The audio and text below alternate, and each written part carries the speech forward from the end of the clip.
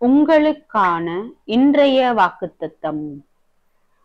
உன்மேல் அன்பு வைத்து உன்னை ஆசீர்வதித்து உனக்கு கொடுப்பேன் என்று உன் பிதாக்களுக்கு ஆணையிட்டு கொடுத்த தேசத்தில் உன்னை பெருக பண்ணி உன் கர்ப்ப கனியையும் உன் நிலத்தின் கனிகளாகிய உன் தானியத்தையும் உன் திராட்ச ரசத்தையும் உன் எண்ணெயையும் உன் மாடுகளின் பலனையும் உன் ஆட்டு மந்தைகளையும் ஆசீர்வதிப்பார்.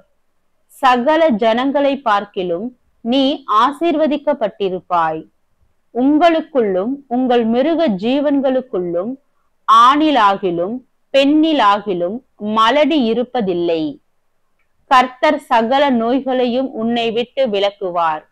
உனக்கு தெரிந்திருக்கிற எகிப்தியரின் கொடிய ரோகங்களில் ஒன்றும் உன்மேல் வரப்பண்ணாமல் உன்னை பகைக்கிற யாவர் மேலும் அவைகளை வரப்பண்ணுவார்.